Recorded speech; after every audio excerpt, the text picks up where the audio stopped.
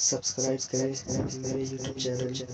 صراط المستقیم اور بیل آئیکن کو دبانا نہ بھولیں۔ مکڑی اور چھپکلی مارنے کا حکم۔ اویس مختار امریکہ سے پوچھتے ہیں، یہاں گھروں میں مکڑیاں بہت ہوتی ہیں جو جگہ جگہ جالے بنا لیتی ہیں، کیا گھر کو صاف رکھنے کے لیے مکڑیوں کو مارا جا سکتا ہے؟ ہم نے سنا ہے کہ مکڑیوں کو نہیں مارنا چاہیے کیونکہ وہ ہجرت کے موقع پر آپ صلی اللہ علیہ وسلم کی حفاظت کا ذریعہ بنی تھیں۔ نیز کیا گرگٹ کو مارنا باعث ثواب ہے کیونکہ اس نے حضرت ابراہیم علیہ السلام کی آگ کو دہکانے کے لیے اس میں پھونکیں ماری تھیں؟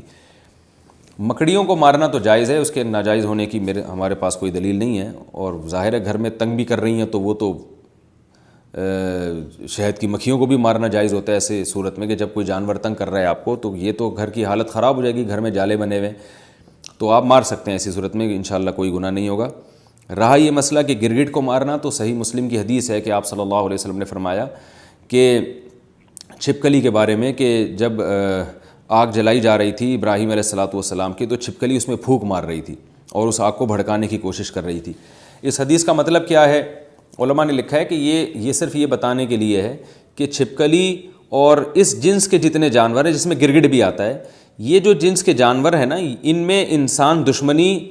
کے سافٹ ویئر انسٹال ہوئے ہوئے ہیں، یہ انسان دشمن جانور ہیں، یہ ان کو جب موقع ملتا ہے انسان کو نقصان پہنچاتے ہیں، تو اس لیے آپ صلی اللہ علیہ وسلم نے چھپکلی کو مارنے کی ترغیب دی، اور گرگٹ کا بھی وہی حکم ہے جو چھپکلی کا ہے، اور آپ صلی اللہ علیہ وسلم نے فرمایا کہ جس نے ایک وار میں مارا اس کو 100 نیکیاں ملیں گی، اور جتنے وار کم ہوتے جائیں گے نیکی کم ہوتی چلی جائے گی۔ وجہ اس کی یہ ہے کہ جانور کو جتنی کم تکلیف دے کے موت دیں گے وہ اتنا زیادہ ثواب ہے۔ اب چھپکلی کہیں دیوار پر ہے، آپ نے ایک چپل ماری اور وہیں اس کا اسٹیکر بن گیا تو چھپکلی کو اس سے تکلیف نہیں ہوتی، سیکنڈوں میں اس کی جان نکل جاتی ہے، لیکن اگر آپ نے اس سے کھیلنا شروع کر دیا،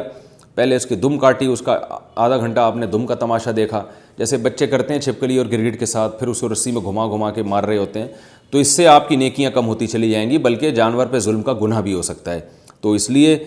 جانور کو مارنا چاہیے، ان جانوروں کو جو انسان کے لیے نقصان دیں، مگر مارنے کا وہ طریقہ اختیار کیا جائے جس میں جانور کو تکلیف کم سے کم ہو۔